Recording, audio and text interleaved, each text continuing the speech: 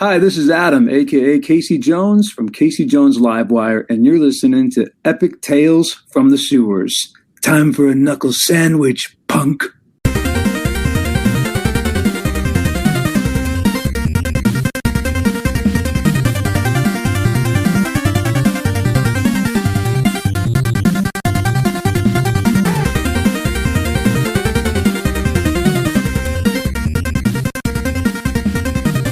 Welcome to the Epic Tales from the Sewers podcast. Strap into the party wagon and hold on to your pizza.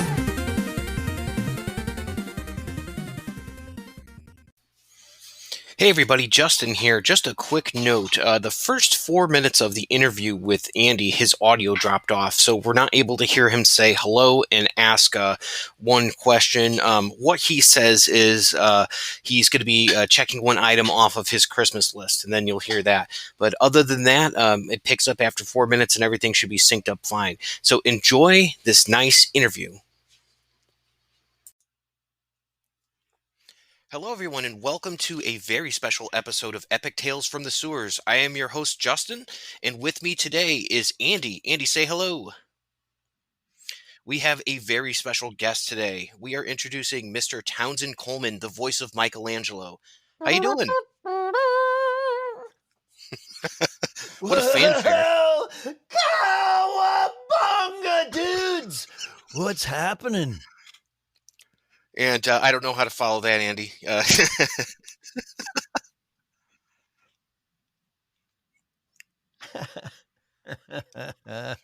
Yeah, that definitely checks that box.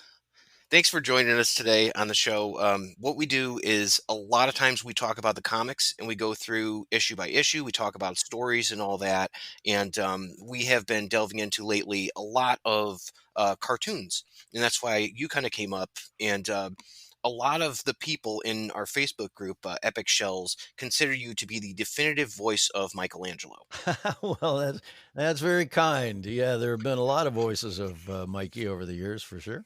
But I have the distinct privilege and pleasure of being the first one. So that's fun. You've left that imprint, I guess, on most people. So It seems so, yeah. Now, I know Andy has some questions that he is raring to ask you, so Sure. I will defer to Mr. Andy Doyle here. All right. Andy, are We've you okay? lost Andy. Andy, yeah, Andy, I think fainted over there in Maryland. It's okay. I'll continue with this. So we were talking a little bit off air about conventions. So I'll just mention I actually had the pleasure of meeting you at Wizard World about maybe 2 years ago Oh, no in kidding. Okay. August. So I was talking to you. We ended up talking about the Tick, and you told me how you voiced Midnight, and it was myself and my girlfriend there, and we were talking to you. It was about a 15-minute conversation, and there was these two kids that were just like waiting behind me in line while we were having this awesome conversation. I'm like, wow, this is the most generous guy ever who's having this great conversation with someone about something completely just off the wall, and like these two guys are just like they were content to just sit and wait while we had this conversation because they were just like glomming off of it. But it was so great. Oh, that's cool. That's a fun memory. Yeah. I love meeting you guys at cons. Gosh, the fan base for Ninja Turtles and for the Tick as well. Um, One of the most wonderful batches of people I've ever met. Just down to earth, genuine, um, had just a lot of fun. So, thanks for saying that.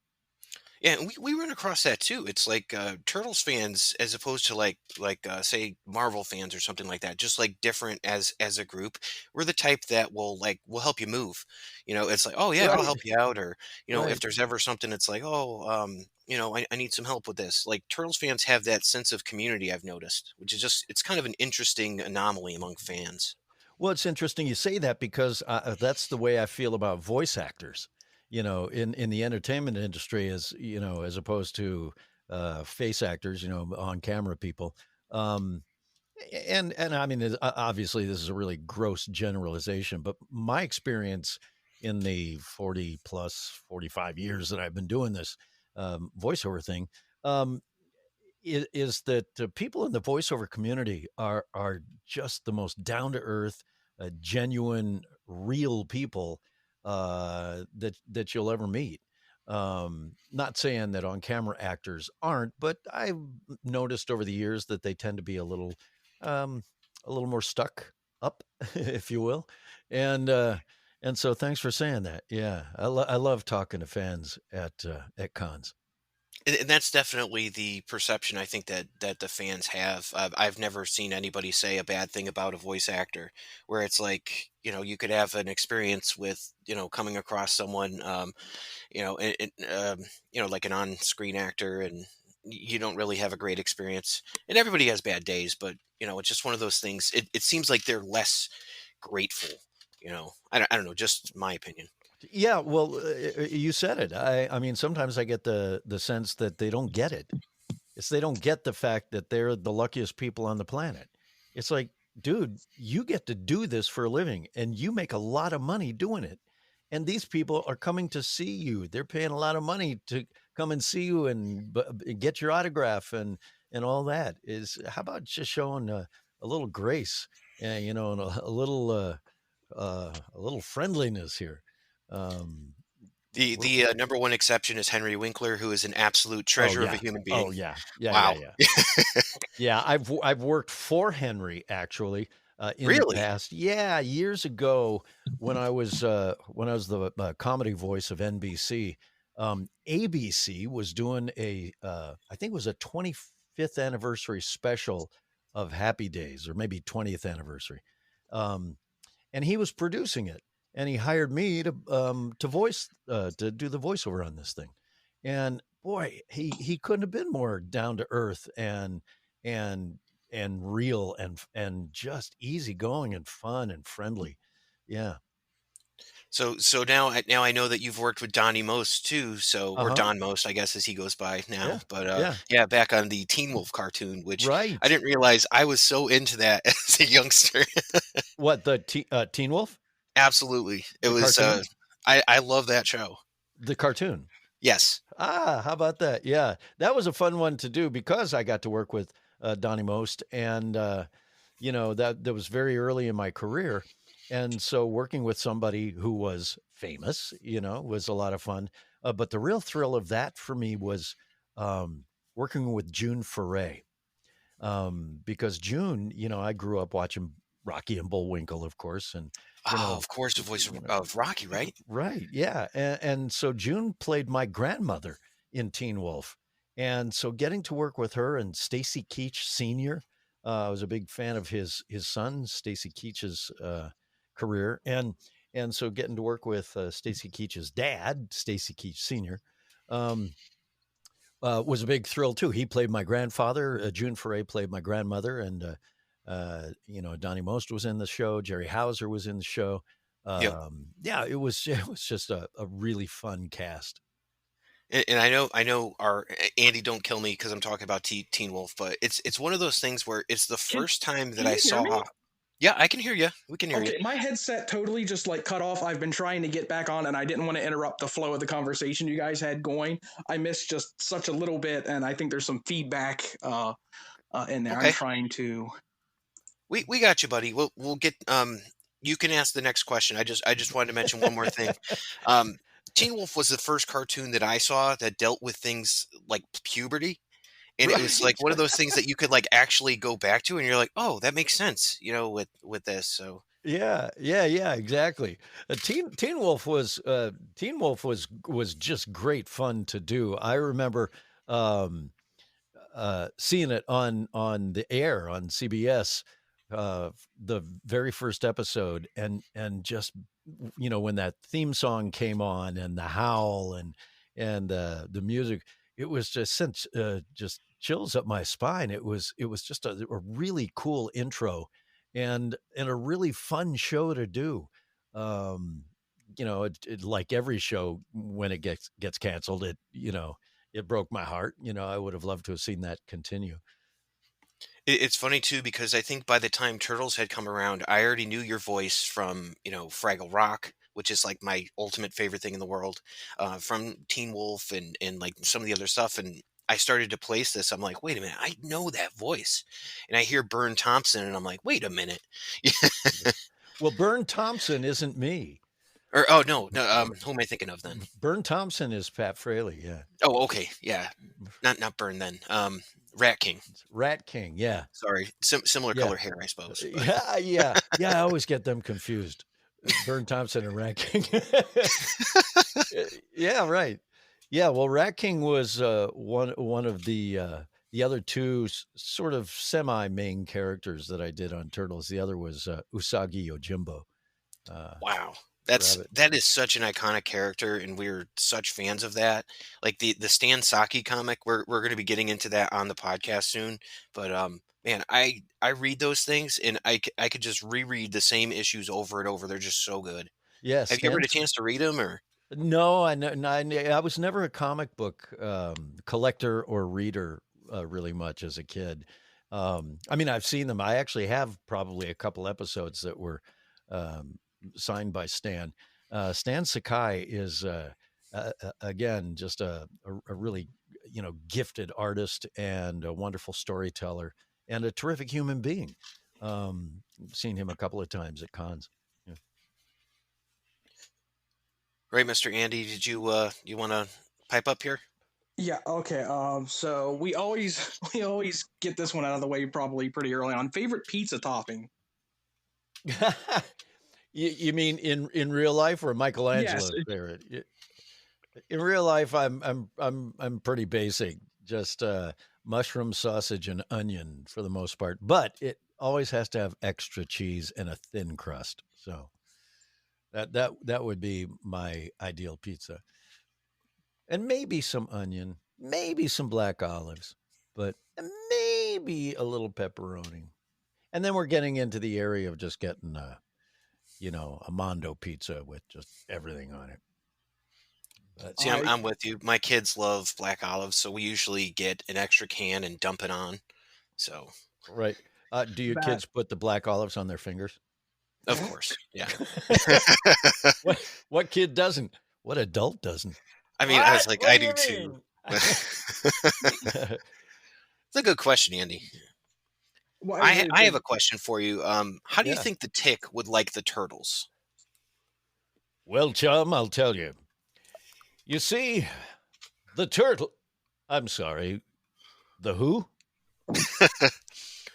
Well, they would be in the sewers, probably with sewer urchin. Ooh, stinky. Yeah. Yeah, right. It'd be fun to see a mashup of the Tick and Turtles for sure. I think so. Your turn, Andy. Oh, okay. What was your favorite job, or your favorite voice, your favorite character to play? I guess. You mean of all the animation that I've done? Yeah, yeah. Which Well, one did you enjoy your time on the most? it that's always I mean that's like Sophie's choice, man, having to come up with one. But I would say probably the Tick uh, was my fave of the cartoons that I did, with Michelangelo, of course, being a super close. I mean, maybe it's a tie between them. What I loved about, I love the goofiness of Michelangelo and the camaraderie with the turtles and the whole vibe of the turtles. I loved the character of Michelangelo. But there was something about the Tick that was so off the wall and so bizarre and so just wacky to me that it made him a really really fun character to play. In fact, I just told Ben Edlin this last week. Um, we did an on air on camera Zoom thing with all three Ticks. So we had me and Patrick Warburton and Peter Serafinowicz, and then a bunch of other cast members from the three versions of the Tick. And so we did this 2 hour thing, 2.5 hour thing last weekend, and I got a chance to tell Ben that one of my favorite parts about recording the Tick was when I would show up at a session and they'd hand us our scripts. We would then go through our scripts and highlight our lines and read through it and get a general sense of where the story was going before we would go into the studio and actually rehearse and record. And whenever they'd give me my script, I would read the whole thing and highlight my lines until I got to that very last page or two that had the Tick's rant on it. and and then I would stop. I wouldn't read it. I didn't highlight those lines. I didn't circle them. I didn't even read them because I wanted to read them out loud for the first time in the studio when we were recording because I discovered that they were so hilarious to me that when I read them the first time and they came out of my mouth the first time without having read them prior, it always had a fresh sort of surprised feel to it to me, and so those are always the takes that they would end up using, and so it was stuff like that made recording the Tick such a blast and doing that character such a blast. And I was grieved, of course, when it was canceled after 3 seasons, but I think that was an error that Fox made, putting it on Saturday mornings in the Fox Kids block, and not putting it up on Sunday nights next to The Simpsons, or before The Simpsons or after The Simpsons. I think it would have had a much longer life had they done that. It was definitely before its time, and when they came out with that Warburton series, I think they dumped that on Thursday nights. So Yeah. they did kind of the same thing. Yeah, and it just didn't get a chance to develop a real following and get its legs and get going. I think they only did like 9 or 10 episodes or something. So Yeah, they literally pulled the Tick off too early. Yeah, right. But its head remains. And it's still sucking. It's funny too, because that's one of those shows that I found, like, my true friendships in life, we go back and we quote that. Right. Like, I have a friend who will just go, "I'll call you Speak because that's what you do," or "Not in the face, not in the face." Like that's the thing. Just like little wooden boy. It's a little wooden boy. Oh, yeah. Well, don't count your weasels before they pop, dink. I love it. Take that, Barry. My side hurts. One of my favorite things about doing cartoons is one of the things you always look forward to as an animation actor is you hope that they make an action figure of your character. Oh, yeah. So of course, in the case of Ninja Turtles, there have been a billion Michelangelo figures made over the years, and but when the Tick came out, they started putting out some pretty cool, pretty keen action figures. But the best one was the 16-inch talking Tick that they had me record the voice for, and I'll never forget that session. It was just doing like 4 or 5 or 6 phrases that I had to do. The whole thing took like 10 minutes. But when the toy finally came out, and I went to Toys R Us to buy a couple of them, it was such a rush. It was such a blast to me. And I happen to have him right here. Equal is a foot. Does he spawn? You face the Tick. Keen. Does he spawn? You face the Tick. Spoon. There we go. Full disclosure, I had the little one that goes, or maybe not. Like, I had that one. Yeah, right, exactly. Yeah, so to answer, I mean, that's a long roundabout way of just saying that. Yeah, I probably enjoyed doing the Tick more than any of the other characters. But I got to say, every character I've ever done, I've just had a blast with. Whether it was, Scott on Teen Wolf or Waldo on Where's Waldo or any of them. I'll tell you, actually, one of my favorite voices that I ever did was actually not really even a voice per se, but you guys remember the 7-Up dot, the red 7-Up spot? Cool Spot. Yeah. Cool Spot. Yeah, exactly. Well, I did the Cool Spot for about 7 years. No kidding. Yeah. I had that for the Sega Genesis.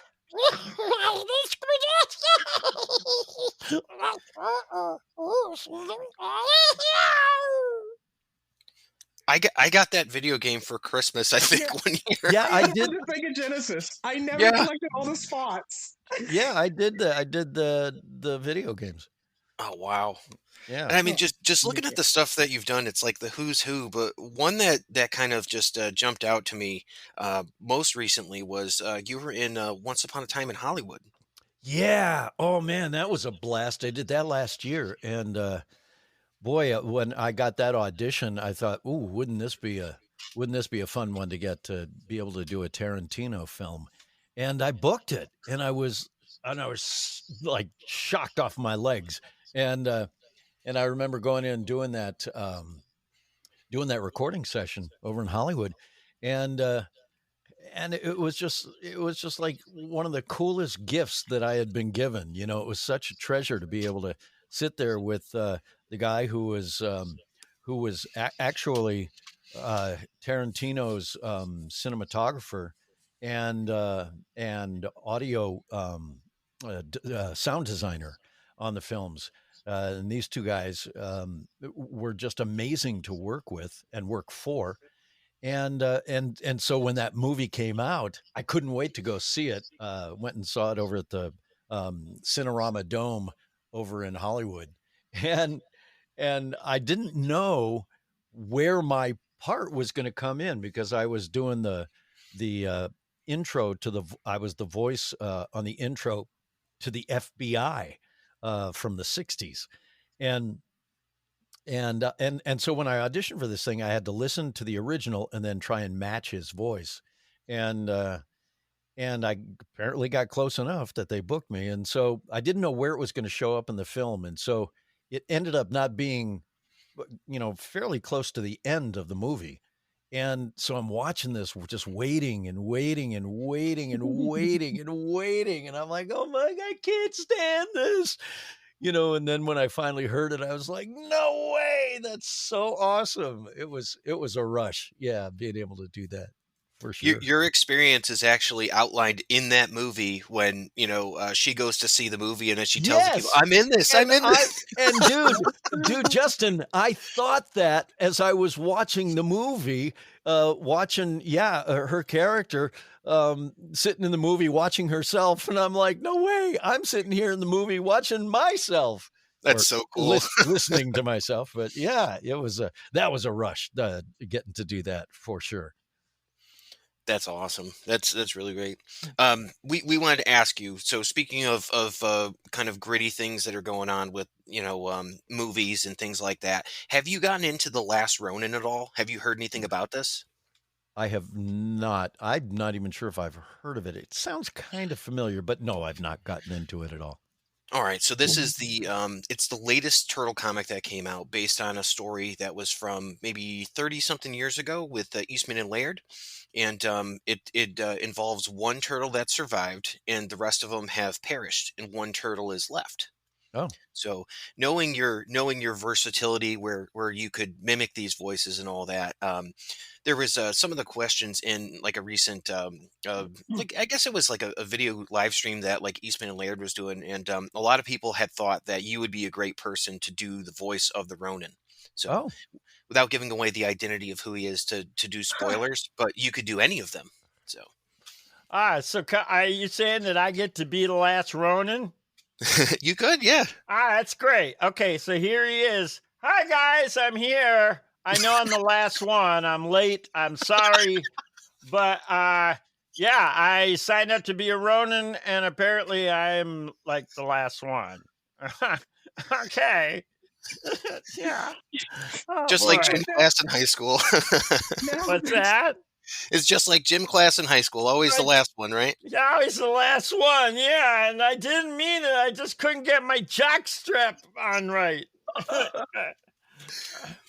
okay. You're right So there, Andy. yeah. So yeah. So now instead of reading it in the gravelly Clint Eastwood voice, now I'm gonna have to read the last Ronin in that voice. Right, yeah, you're gonna read it and go, oh, that's what he sounds like. Okay. Okay, well, Ronin here. Sorry I'm late. Oh man, I don't even know. How do you follow that, Andy? I don't know. I don't know. I've got one down here because I know the whole thing with there was the talk of you were going to be Mikey or maybe Leo, Right. If they did approach you to do the Turtles again, is it like you always hold out for Mikey, or would you finally want that shot to be Leo or any of the Turtles, really?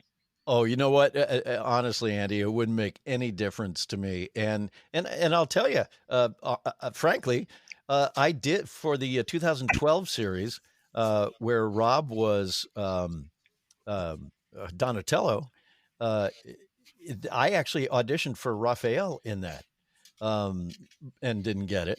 But it was easy for me to see why. And Yeah. I won't get into it. But the audition went not as well as I would have liked, only because it happened to be it was a bad hair day for me.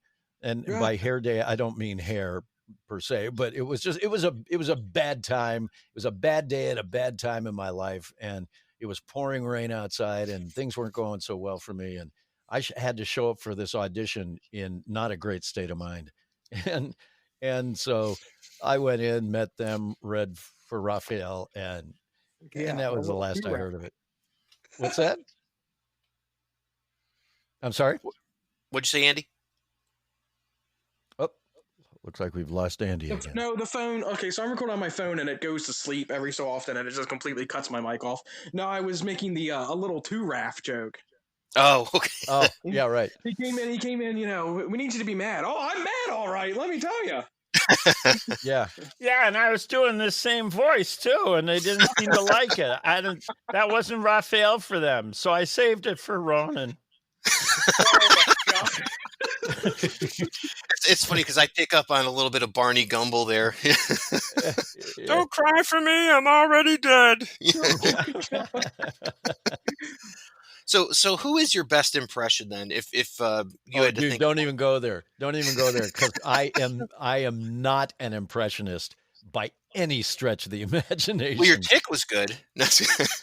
Well, my tick was why thank you. Yeah, I could do that one pretty good because I am him. Yeah, no, I'm terrible at impressions. I can sometimes do a voice match. The only voice match besides what we were just talking about for Once Upon a Time in Hollywood, the only voice match that I ever booked was Fraggle Rock. You mentioned Fraggle Rock earlier, and I did the voice of Gobo on that in the NBC animated series, which only lasted one season. Yeah, there was only like 13 episodes, I think. Right, and of course, Fraggle Rock had been on cable at the time as a Muppet version of it, and but apparently the puppeteers, the Muppeteers, didn't want to do the voices for the animated show, and or they couldn't contract them or something. There was some reason that they were replacing all of them, and so I auditioned for it and ended up booking the role of Gobo on it. Wembley, your rock dust allergies all in your head. Oh, We're going to go exploring in outer space with my Uncle Traveling Matt. That's so awesome. Come on, you want to go with us, you guys? Yeah, so Gobo was a lot of fun to do, and I was surprised when I booked that because not being an impressionist or a voice matcher. And I remember showing up at the sessions, the early sessions for that one, having to have, you remember the little Walkmen? Oh, yeah. Cassette, portable Did they cassette come in players. any color other than yellow? Like What's that? the Walkmans, did they come in any colors other than yellow? Like I remember I had a yellow one. Yeah, well, back in the early days when they first came out, yes, they did. And so I had a little Walkman with the Gobo's voice on it from the Muppet Show, and or the Muppet version of it, and the actor's name was Jerry Nelson, and so Yep. I would have little earbuds in.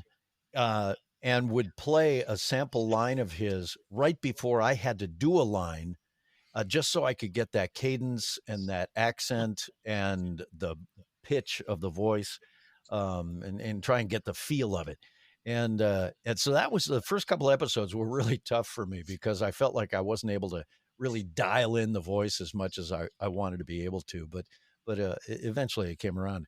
And again, another great cast on that, working with Robbie Paulson on that. He was Marjorie the Trash Heap, and Boober, and yeah, a bunch of other characters. Bob Bergen was on that as Wembley, and yeah, it was terrific.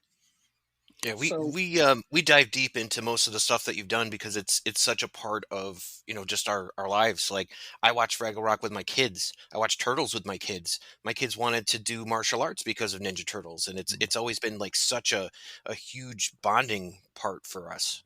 Okay, dude, now I've got a question for you. So, like, when you watch the Turtles with your kids, like, what version? Because there have been like a lot of versions of the Ninja Turtles.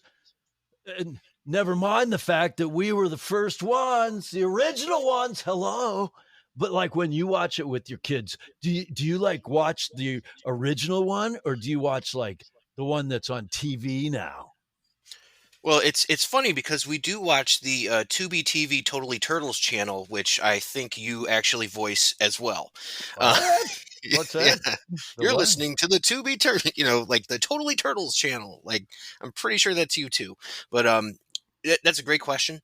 We started out with the 2012 series because they were young and that was on TV. Mm-hmm. We've watched all the series, including like the 2003 series. We watched all the movies together. But what do they go back to? They go back to season 1 of the 1987 Teenage Mutant Ninja Turtles as their favorite, and then the 2012 series. Well, So that's totally bodacious, dude. I love the fact that these kids in 2020 actually watch a show from 1987. That's bodacious. That's mondo bodacious. That's totally radical, dudes. I oh love it. my. That's just so good. I mean, maybe, and that's the thing too. It's like back then in the '80s, they weren't necessarily like pulling punches on kids. It's like you can see, Right. oh, there's a character smoking. Oh, that happens in real life. Right. And they're not trying to water it down. So it's truer to what they know as their reality. Right. I do a little segment on the Facebook group called Streetlight Spotlight. It's every every Saturday or Sunday night. I pick a turtle product and I review it. And I think I kind of dug myself into a hole because with the Ronin review, I was like, I don't want to give it a 10. I don't want to set this standard, but I did. I totally set. I measure all other turtle related movies, comics, or not so much comics, but the cartoons off of the 87 because, I was born in September of 87 and I guess my parents saw it and thought, yeah, when he's a little older, he'll love this. So, sure enough, I had all the toys every Christmas, Oh man. the VHS. I mean, that thing's probably got a whole war in it. But Now, like I said, that was the so voice of my childhood. yeah, right. So Andy, when you were collecting these toys as a kid and you got older and As a kid, and you moved out as a kid, did you keep all your toys, your original toys, or did your mom toss them? My parents got me like those. They got me like the wrestlers. I had the ring. I had the Technodrome. I had all kinds of stuff, and I was pretty hard on toys as a kid. They didn't throw them out. I'm not sure where they ended up because, in fact, the only action figures I have from the original line is my Frankenstein Mikey, Oh wow. the Lion, and Bullseye. Oh no, Walkabout. I had Walkabout. That was it. Okay. And with the rule as a kid, they got me. Don't get me wrong. They got me all kinds of characters. The only rule was you can't get another. Like if I got original Mikey, I couldn't get Sewer Spitting Mikey or Disguised Donnie or Space Cadet Raphael. It was like you got one and that was it. But then, Just like I one. said, You can have one Michelangelo, and that's all, honey. I'm sorry.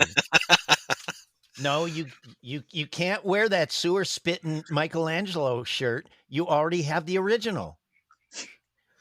but Malibu Stacy has a new hat. Yeah, I'll tell you when, I was mentioning earlier about the cool thing about doing cartoon characters is seeing them come out with action figures of your character. And back then we would also, we'd also, just pray that our action figures would sell well, because if they sold well, it meant that your character probably wouldn't get killed off or canceled or something, written out of the show.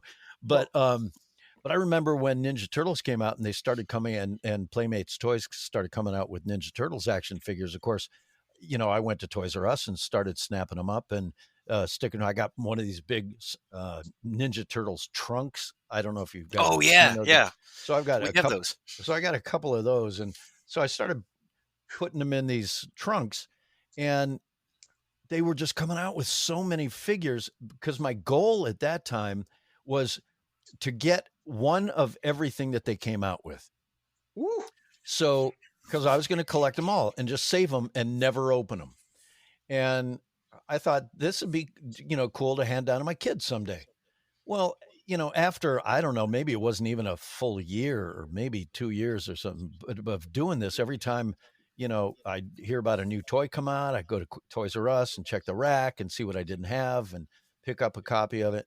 And it got to the point where I felt like I was going every other day to pick up another Ninja Turtles toy. And it became really clear to me pretty quickly that there was no way I was going to be able to keep up with it. And so I finally just ended up, stopping and, wherever I was. So I've still got these trunks full of Ninja Turtles toys, tucked away in storage somewhere. But finally had to give up on my idea of getting one of everything. That just wasn't going to happen. That's funny that you say about wanting to be an action figure, because oddly enough, Justin and myself, one of the artists of the group, drew us as action figures, and we're on like Oh yeah. the Teenage Mutant Ninja Turtle blister pack, and the weapons rack has the podcast equipment rather than weapons. Wait, what are you talking about? Did they actually make literally make physical action figures of you guys? No, The box art of it that'll probably come at some point, but That's With hilarious. 3D printing, yeah, we probably could get someone to like 3D Sure. print us Sure you could.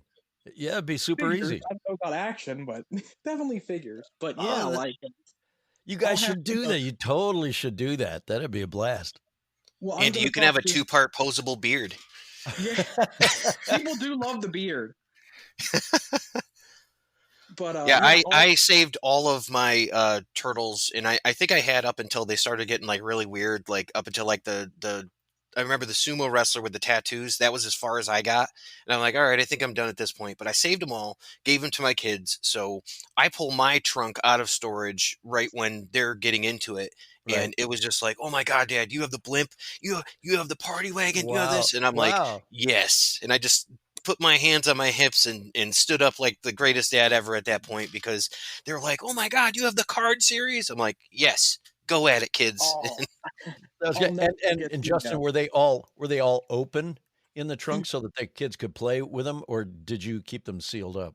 I have impulse issues. I could not live my life with that. Yeah. I mean, it's these are the ones. It's like I got it for Christmas in like 1987 and 1988 and all that. Okay. So my Sure. Michelangelo had like 2 left feet. It was hilarious.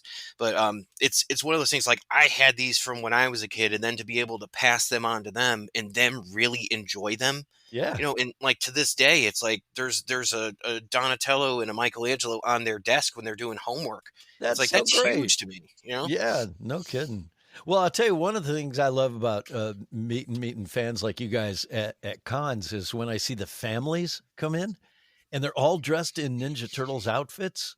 Oh, that's cool. I mean, the whole family, mom and dad and all 3 or 4 kids and a baby in the stroller in a Ninja Turtles outfit.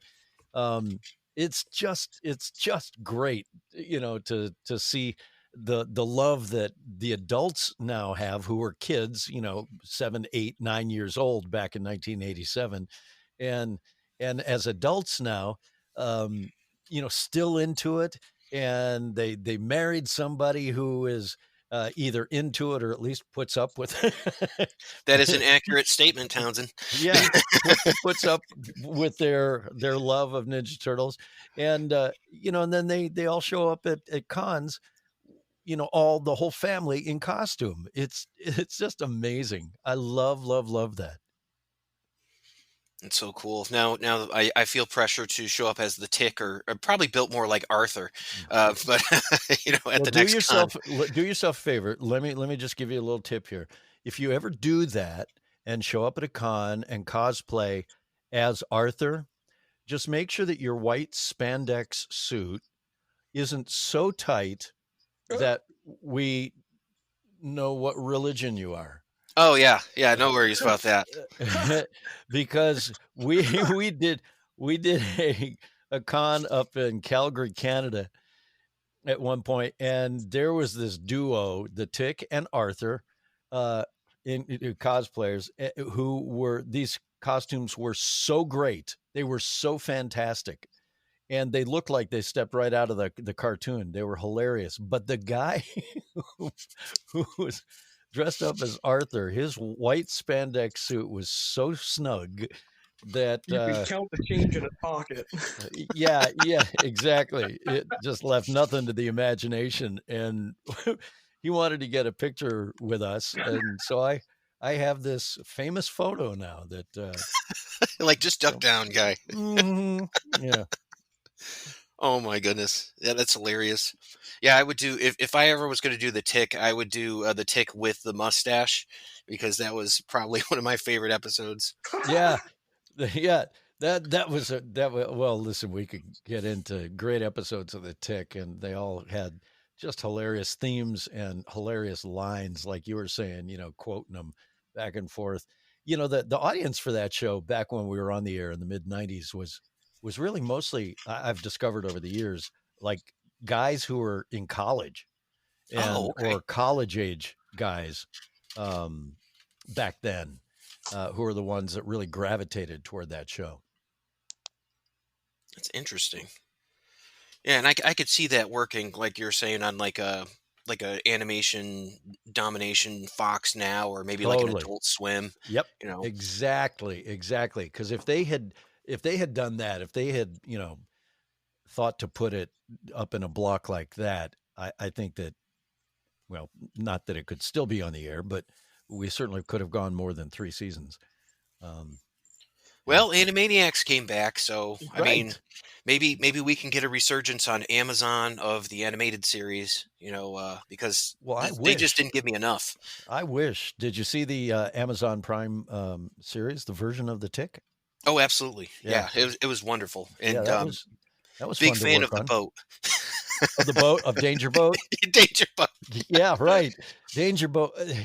That's Alan Tudyk, man. He's terrific doing that. And yeah, and Ben Edlund, the creator of the show, was kind enough to include me in that series in the first season. And so that was a lot of I fun. had a chance at the con to talk with one of the comic writers, Cullen Bunn, who really fleshed out kind of like the origin of the Tick and all that. Right. And it's one of those things. Like, I know we talk about turtles a lot, but like, just for a chance to talk about the Tick, Tick fans are super into everything that's about the Tick. Tell me about they're it. intense. Oh my gosh, yes they are. It was pretty great. Yeah. It was just like, and just for him to come out, he's like, yeah, I'm a fan, but I did this and I wrote this, and he was just like super into it. I'm like, wow, and you're the guy who's telling the story. Right. It was just such an interesting sort of experience for me, because I'm just like this lowly guy. I'm like, yeah, just write an article on this, and he's like, let me tell you about the Tick, and I'm like, yes, sir. Oh, that must have been crazy.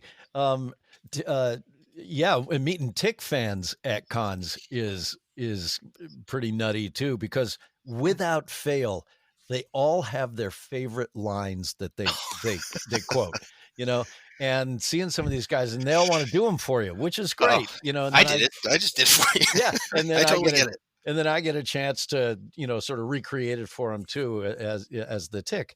But what kills me sometimes is some of the guys that'll come up to me and they'll do like a whole Tick monologue. It's not like just one line. And I can't remember these things, I wish I could, because there were so many great Tick speeches in that show. But the guys that come up and do the, like a full on, Tick rant at the end of an episode, they kill me. And they remind me of how great the writing was on that show. Not like I have to be reminded, because, it just is so burned into my brain. But, yeah, but I wish I had a better memory to be able to remember lines and do them for fans just off the cuff, because they're so fun to do, but I never remember them. It's okay. I think your Ronin will live forever in our memories. So There you go. Yeah. Yeah, because I figure, come on, you guys. It's not So like I didn't really sign up to be a Ronin. I just entered a contest and I won this thing, and I don't even ask me how it started, because I don't know. So maybe with Supernatural ending, maybe Ben will get back into some tick stuff. Hopefully. Yeah. Well, like I was saying, we just did this 3-tick sort of reunion thing last weekend, and it was great. And I don't know. There was always talk when we were doing the show back in the 90s that of doing an animated feature. Oh, wow. And yeah, and it at one point looked like it was getting pretty close to being a done deal, which of course I was excited about, and then it never happened.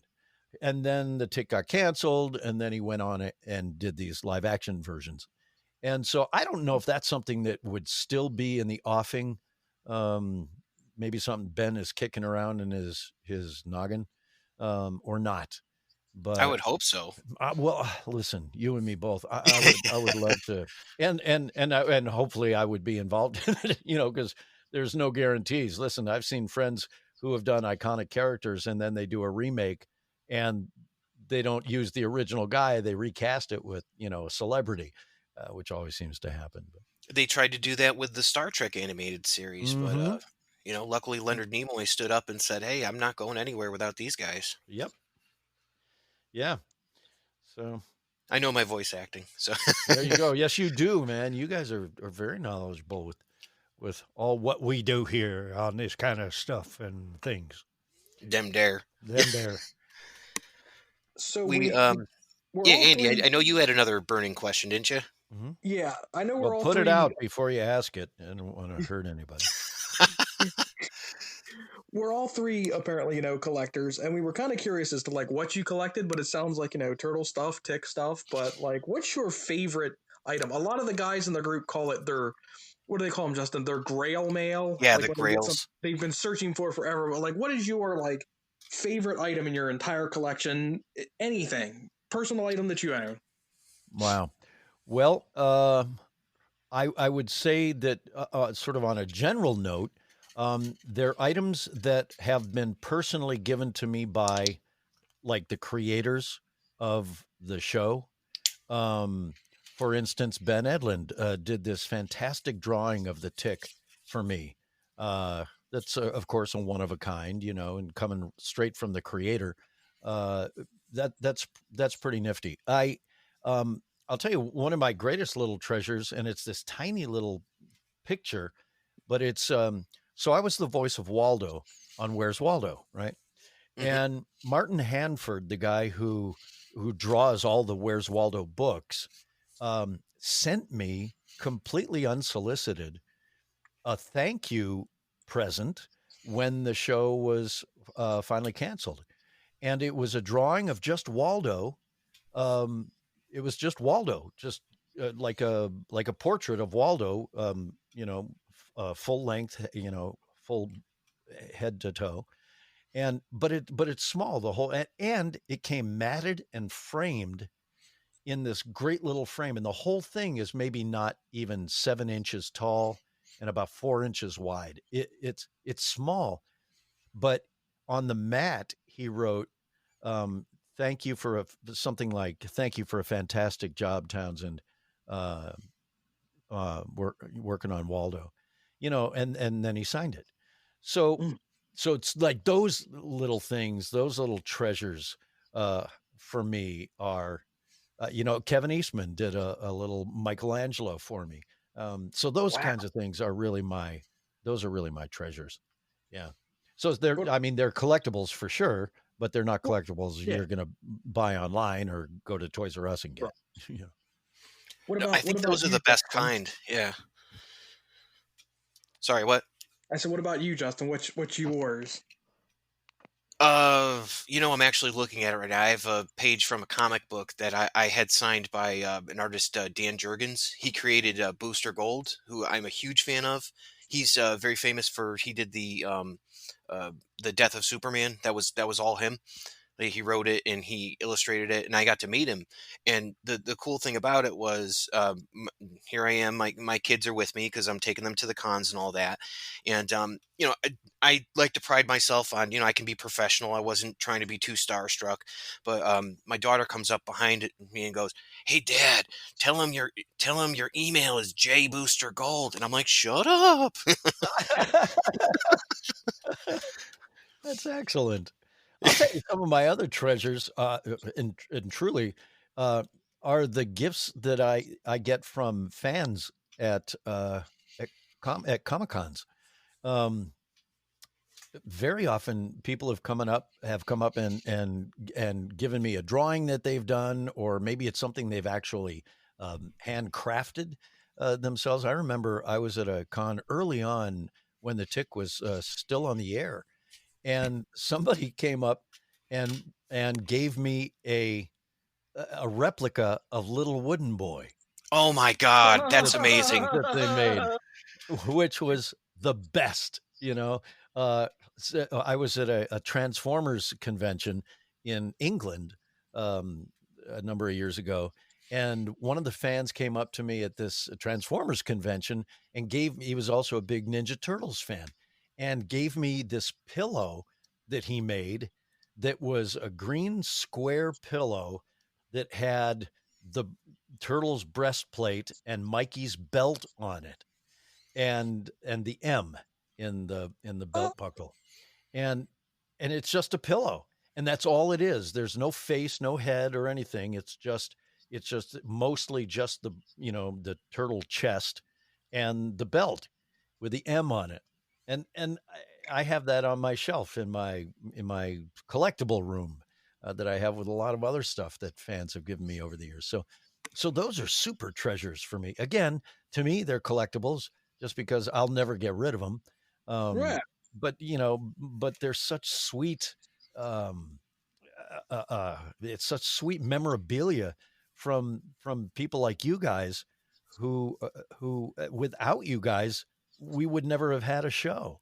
And we wouldn't be doing interviews like this and stuff. So I mean, those really are the treasures for me. That's really funny because mine and you both know what it is. Justin definitely.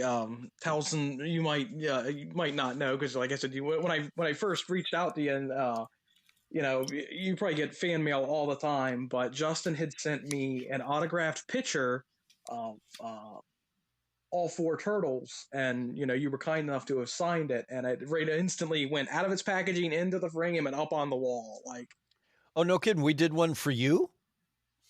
Did one for I got this one from something called the Bam Box. Oh, right, right, right.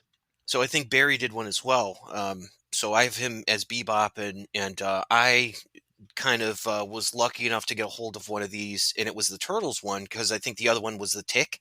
So I got a hold of the Turtles one, and I gave it to Andy for his birthday. But it's all four turtles signed, or is it just me No, signed? just you.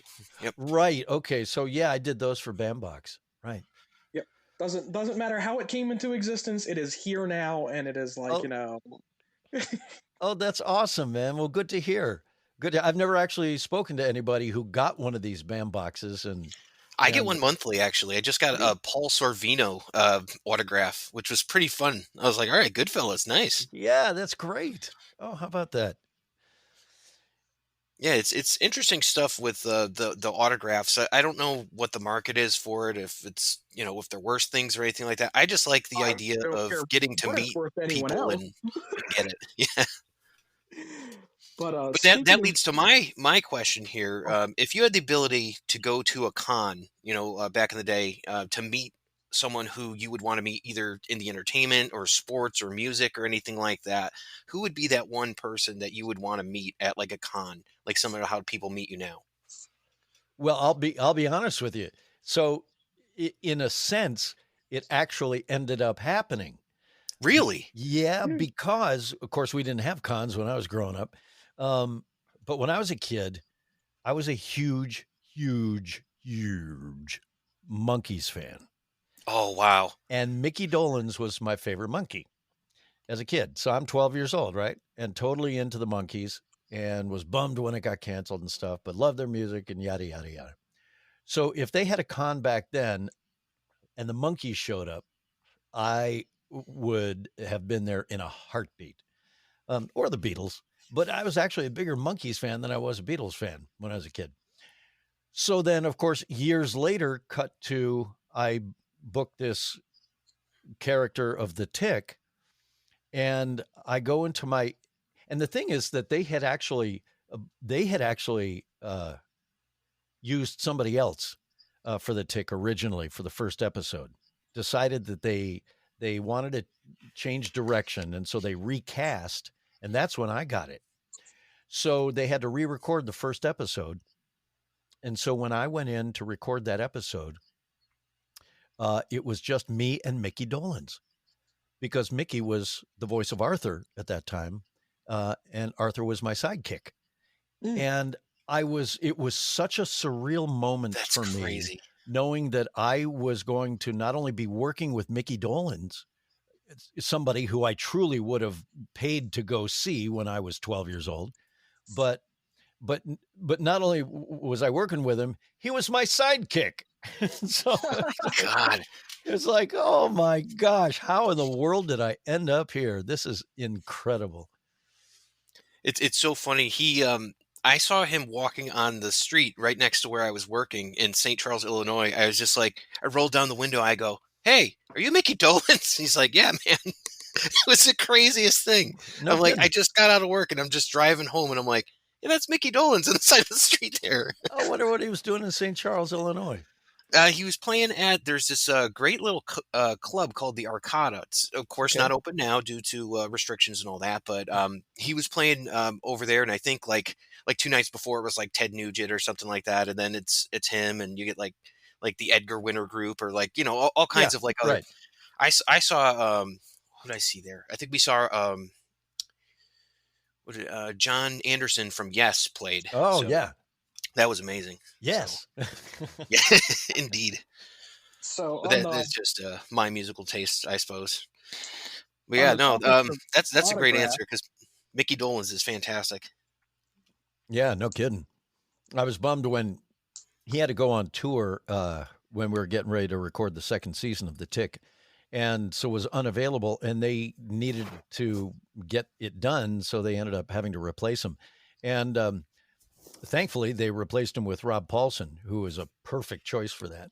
And and so Robbie and I got to work together yet again on another series for the second and third seasons of that.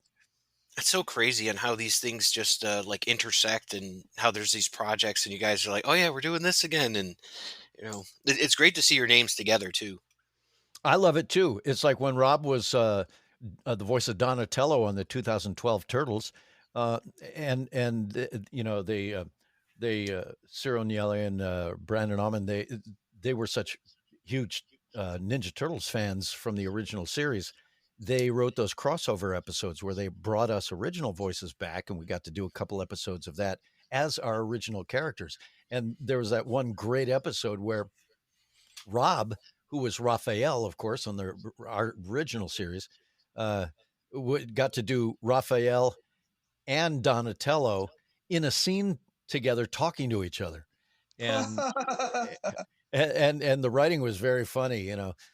Something to the effect of, hey, your voice sounds funny. Yeah, well, you don't sound so great yourself. It's Yeah, exactly. It was a very Animaniacs moment, I suppose. Yeah, right. So. Yeah. That's just awesome.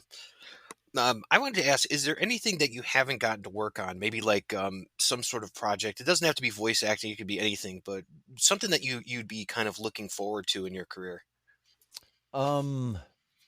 Goodness. I want to work for Elon Musk, and I want to go to Mars.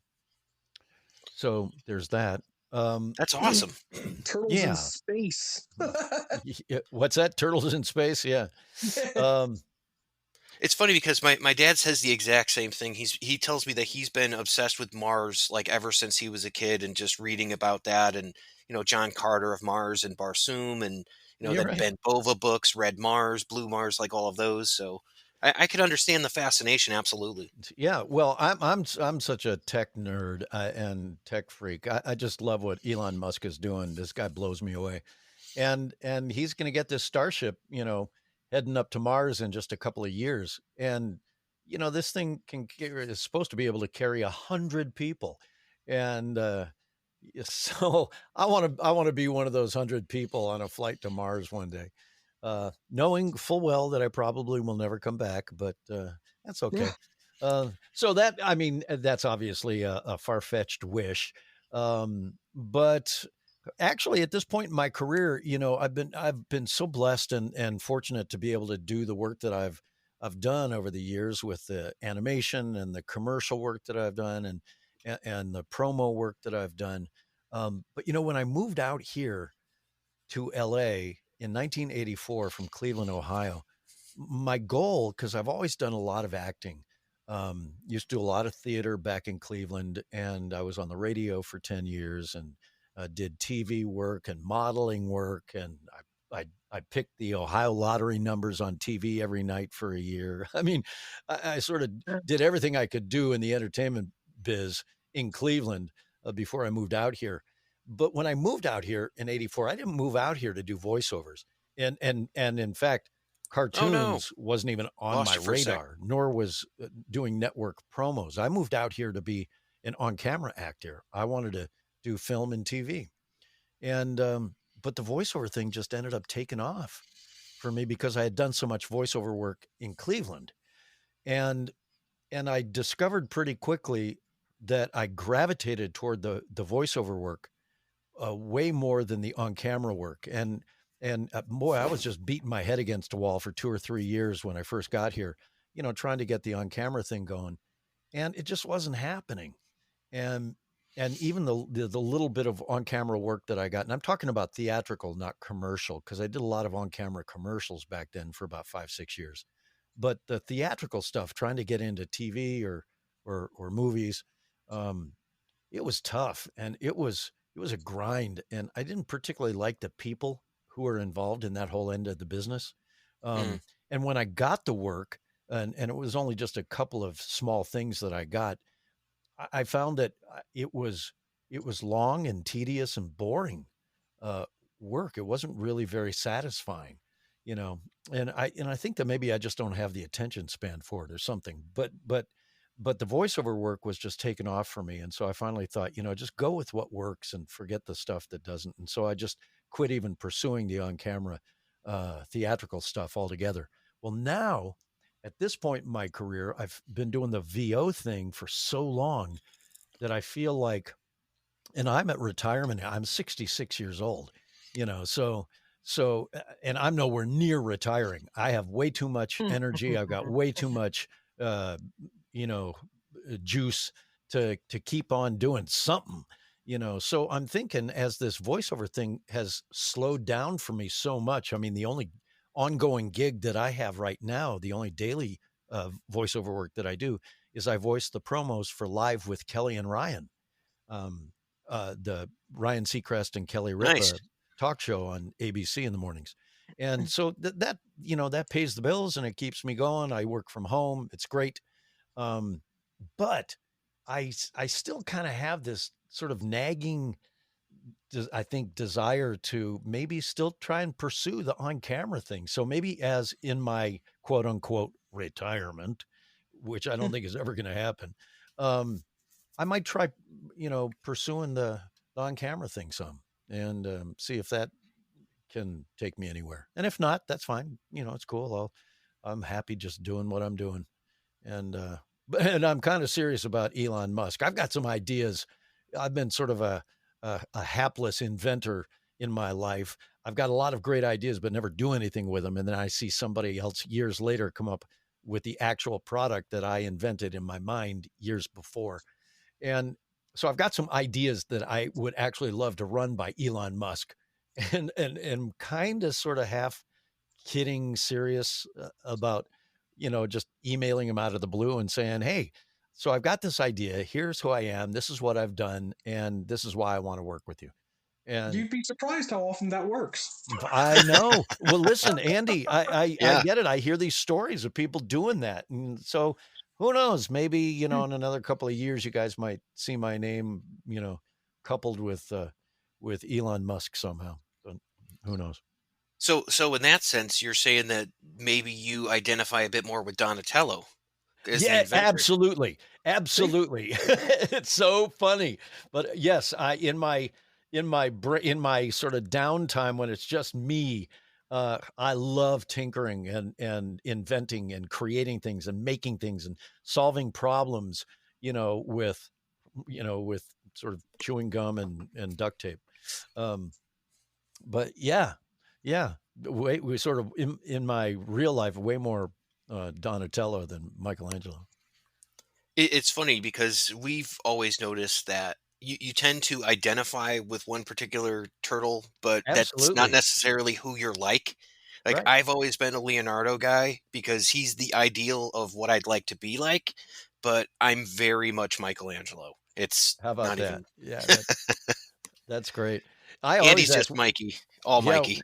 yeah. When I always ask fans, who their favorite turtle is, or they'll just flat out tell me. And a lot of times, this is what I get. They'll say, "Now, Mr. Coleman, don't don't take this personally, but Raphael is my favorite." I'm like, dude, that's fine. That's great. What do you like about Raphael? And then they'll go into this whole spiel about what they see in Raphael in his character, uh, that they identify with and love so much. And that fascinates me. I love hearing that stuff. That's Yeah, funny it's because it's so interesting. Someone's got my to write a whole book about family, these psyches. You know, Yeah, my right. whole family thinks that I'm some kind of like computer whiz. Like, I just push buttons until it either breaks worse or like it's fixed. Like I'm not this great technological wizard, but it's like, yeah, it's like Mikey has always been my favorite. But purple was my favorite color. So, if I could just switch the bandanas around, we'd be all kinds in business. Right. I'm just Well, too much of a goof. they should come out with, Playmates should come out with a set of all four turtles, like sewer swapping turtles, where you can change their bandanas and their belts and stuff. And you could put a purple one on Michelangelo. I like Custom, this idea. I feel like we custom. should run with that. Absolutely.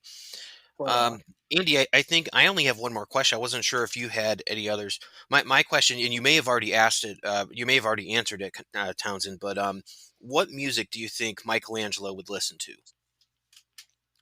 I think Michelangelo would be totally 70s, dude. Yeah, like Beach Boys and Yeah, yeah. Beach Boys, not David Gates and Bread, but No, no, but probably like he would dig Yes, and he would dig like definitely Three Dog Night, and he'd love the Monkees too. So yeah, I think definitely like 70s, maybe some late 60s and early 70s, but through the 70s, yeah, for sure. Like it'd be I totally love the far. idea that he's listening to these. Like Yes. he's up late at night listening. Here's the stories and song tellers. You can get these 3 CDs with all these songs. Like, Yeah, they're totally far out. I love it. Oh my. All right, Andy. But I know you had another question. Why don't you? yeah, I've got the bomb question, the one that always Uh-oh. hangs everyone up. This is the one I Uh-oh. ask every week. I call it the segment we call positively radical. And 2020 has just been such a downer. We like to end on a high note. We like Why? to week on a high note. What's with 2020? I think 2020's been great. Well, I tell you, we could definitely use the tick this year. So Indeed. Yeah, we need to hear. I'll tell but, you, chum, if excuse me. But what'd you say, Andy? no, sorry. We want to know what your most cowabunga moment ever was. Like the best day ever. Best day ever, you mean in my life or as Michelangelo or In your personal life, what is your personal best day ever? oh man, that's really putting me on the spot. I think probably the day my first daughter was born uh, is the first thing that comes to my mind.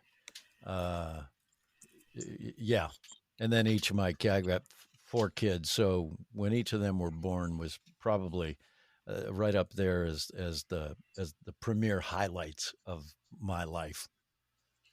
And I hear what you're saying too about that first one, because for me that was just like an epiphany sort of moment where I realized I was an adult. Yep. So, Yeah, and I was and Yeah, and I was young too. I mean, I got married when I was 20, and our first child was born a month after our first anniversary. So I was 21 when she was born.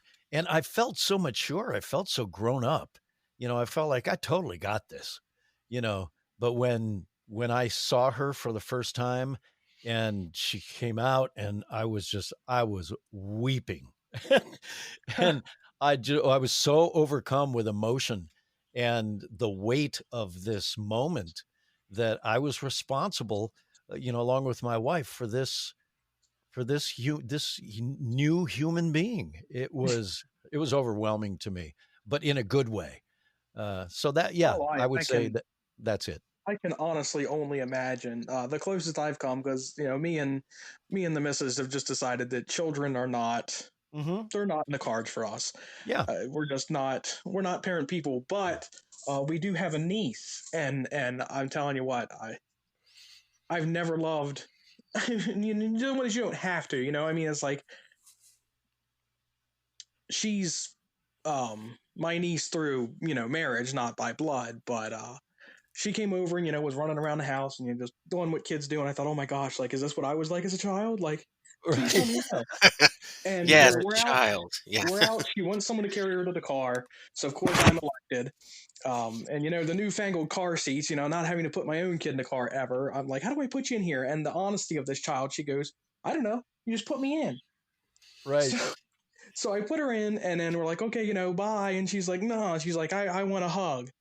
And her mom goes, from who? And she points at me, and I'm like, okay. And she goes, give me a kiss. And I said, no, baby, I don't do. Uncle Andy does not do kisses. And I leaned down to buckler in, and she kissed my forehead, and it broke my heart. I'm like, oh my god, Wow. this kid has just touched a part of my heart that I didn't know was there, and it's like, just man. Yeah. Yeah, no kidding. And it never gets old. I mean, my kids, of course, are grown and married with their own kids now. I got 6 grandkids. Oh But wow. it never goes away. It never changes. My love for my kids is as deep and probably deeper than ever before, And I remember when my oldest daughter, she went off to college, and and again I was weeping, thinking that my job as a dad was over, you know, when in fact, come to find out that no, it's not only not over, but in a way they sort of need you more as they get older, uh, and the In different relationship ways. changes. Yep, for sure. In different ways, because that's how I am with my father. Like, when I moved out, me and my father became closer after I moved out than we ever were um, living together. And Yeah, I'll never forget the phone call. My mom just goes about things backwards. She goes, your father's in the hospital. I went, oh, maybe, and she goes, and he's okay, but he had a heart attack. right. And I'm like, oh, Oof. well, I'm glad he's okay. But it was like someone had shot Superman. Like, Yeah. your dad is this, Yep. this vulnerable, your first hero is your father. Yep. And it was at a funeral, and you go, okay, you're going to carry the casket. Your dad's right there beside you. And then I lost it at that point. And she's like, what's wrong? I said, he's over there and he's crying. And now I know it's okay to cry. I said, but what happens when he's gone? Who's going to Yeah. let me know that it's okay to cry then? And it's Yeah. like, at that point, it's like, men cry, heroes can cry, Hmm. everybody has that Achilles heel, everybody has that weakness. And Of apparently for course. men, it is their baby, baby girl, baby boy, whatever have it, it's your Yep. kids. Your kids are your weakness. Yep. Yeah. I Yeah. just watch old episodes of The Tick with my dad, so I can't really comment. No, it's no, I But couldn't no, agree with you guys more. I Absolutely. I owe my fandom to the Turtles. I owe this very moment here to my parents who, like I said, for whatever reason, saw the Turtles and went, you know what, the kid will like it. Let's get him a cereal bowl. That's So so great. Crunch out of the Mikey Bowl, watching 87 cartoons, that's my best day. That's not literally my best day ever, but if I could go back and redo something, it would be Saturday morning cartoons again. Yeah. Yeah, a I gotta tell lot you, a of strong people contender miss is those. today. Well, thanks. Yeah, I'm looking forward to getting to see you guys again at these. I know they're doing some of the virtual ones, like the Wizard Worlds and all that, but Right. I will definitely be there. If you guys come back to Chicago, I'll be there with bells on. Cool. So, you'll know me. I'm the guy with bells. All So- right. Right. Well, think we have- if that ever happens and I get a chance to meet either of you guys, please, of course, come up and make sure you introduce yourselves again and remind me of our talk today. Absolutely. I think And it's been great having you. Thanks, We wanted man. to ask if it was possible if we do this one we do this one segment called Mikey Moment. Yeah. Would it be possible to ask you to introduce Andy for the Mikey Moment? Sure. So Andy, what do we usually say? And now for your Mikey Moment of the week, Mr. Andy Doyle. Yeah, and you use that broke up Cowabunga clip. So if we can get that and a live one, it just like Wait, get so you need two different ones? No, Andy, we don't need a different one. no, yeah, just all one thing, and we'll just play it, forever. Okay, but so tell me again what I need to say. And now with your Mikey Moment of the Mhm. week, here's Andy Doyle. And then you can say Cowabunga if it Okay. so. Okay, yeah. You ready? Oh yeah. And we're going. Here we go. All right, dudes. And now with your Mikey Moment of the week, here is the bodacious Andy Doyle. Cowabunga! Whoa. That was awesome. Thank you so much. My pleasure, was you just great. guys. Yeah. Ooh, sorry, You're right there, Andy. Yeah, no, you know how it gets. Like, That's so awesome. Good for you. Tara laughs at me every time. When the band box came, I cried, and when That's- you messaged me back, I was getting ready for bed, and I screen capped and sent it to Justin. I was like, Justin, look who just wrote me, and he's like, bullspit. I swear he did. No, you're too kind, Townsend. I mean, seriously, and you've been an absolute pleasure, and just letting me get to talk about Fraggle Rock, and I'm beaming after all this TikTok and all that. I truly appreciate it. Oh, my pleasure. Are you kidding? I'm the one who's privileged to be talking to you guys. So thank you. Thanks for setting this up, and I sure appreciate it. All right, dudes. And now with your Mikey Moment of the week, here is the bodacious Andy Doyle. Cowabunga! Whoa. Cowabunga, dudes. It's time for your Mikey Moment of the Week. Can you believe that Mr. Coleman actually came on the show and was nice enough to share some of his very own epic tales with us? That's so much cooler than that time Michelangelo met Chris Bradford, who turned out to be a total foot. And then he mutated into some dog thing. And then Razar. Well, till next week, dudes, remember, be epic to each other. Cowabunga, dudes! It's pizza time. And now, in a segment we like to call Pizza Time, here's Mr. Andy Doyle with a real-life pizza recipe from the Ninja Turtles cookbook, or a description of one of the pizzas that was either seen in the episode or in the comic. It's Pizza Time. Cowabunga, dudes, it's time for a most epic pizza recipe. This recipe comes directly from Michelangelo himself, Mr. Townsend Coleman. So, this recipe is called olive fingers. What you're going to do is take the black olives and just cram them right down on your finger. Wait a second. My 3 fingers are too fat. I can't get them in the olives, dude. Well, maybe you guys have better luck than I will. Enjoy. Bon appetit. Thank you for listening to the Epic Tales from the Sewers podcast. The Teenage Mutant Ninja Turtles were created by Kevin Eastman and Peter Laird. This podcast has no affiliation with Eastman or Laird, Mirage Studios, IDW, Archie Comics, or Nickelodeon Studios. This show is a fantastic podcast production in association with Amalgamania LLC. Be sure to check out the other shows on like the AmalgaCast, the Amalga Files, and the Epic Tales podcast. Epic Tales from the Sewers is recorded by Justin Cooper and features Andy Doyle.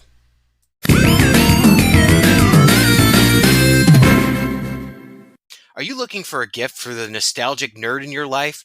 Try a candle from the Euphoric Tree Fort. Nostalgic novelty gifts for nerds. From birthdays to holidays, or just because, waft these smell-o-vision candles with fragrances from your favorite shows such as Bob's Burgers, Simpsons, Dr. Seuss, Rick and Morty, Futurama, Adventure Time, Harry Potter, James and the Giant Peach, The Nightmare Before Christmas, Coraline, The Rugrats, Steven Universe, My Hero Academia, Dragon Ball Z, One Punch Man, Pokemon, Death Note, and Fairly Odd Parents. These soy candles won't gunk up your walls because they're dye-free, cruelty-free, and soot-free. Also, free souvenirs in every order over $20 and free shipping on orders over $75. With exciting scents like Nog, featuring eggnog and brandy, Christmas in Whoville, Fir Tree, Peppermint Bread and Sugar Plum, Truffula Tree, Butterfly Milk and Birch Tree, donuts and pink icing, and the ever-popular Macon Bacon Pancakes, featuring bacon and buttermilk pancake and maple. They say that smell is the strongest sense tied to memory, and if these candles don't make you nostalgic, nothing will. And remember, if you use promo code ETFS10, you'll get a discount. Check out the website, euphorictreefort.com, for smell-o-vision candles and nostalgic gifts. Don't forget to use our code. Hi everyone, this is Justin from the Fantastic Podcast. It's a show all about fan experiences from the things that we love. So whether it's your favorite musician, your favorite actor, maybe it could be about your favorite sports team, or maybe just someone that you spent time with watching something that you loved when you were a kid. These are the kind of stories that we talk about. We usually do a couple stories, and it's a shorter podcast, so you can listen to it on lunch at work. So please check us out at the Fantastic Podcast. You can find us where most podcasts are found. You can also find us on social media. Thanks a lot, and check out the Fantastic Podcast. Hey there, this is JB, and if you enjoyed Tales from the Crypt, then check out my show, Tales from the Podcast, where myself, and usually a very special guest, sit down to discuss the TV show, the films, the animated series, as well as the original comics. So check me out every other week on iTunes, Stitcher, Spotify, Google Play, and of course at talesfromthepodcast.com. Thanks for listening, kiddies. You're all a scream.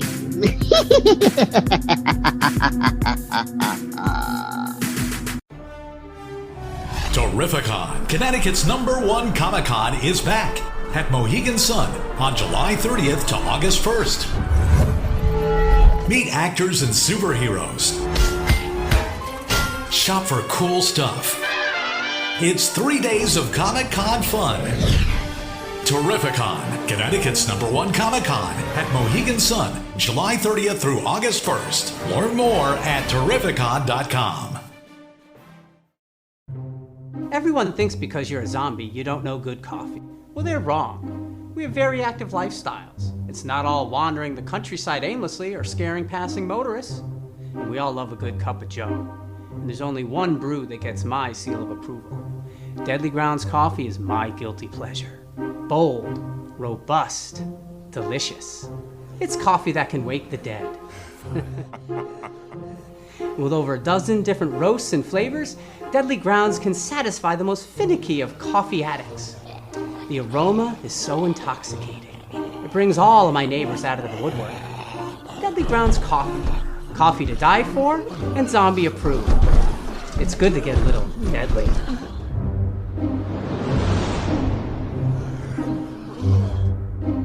Use the front door! Oh, they're so disgusting.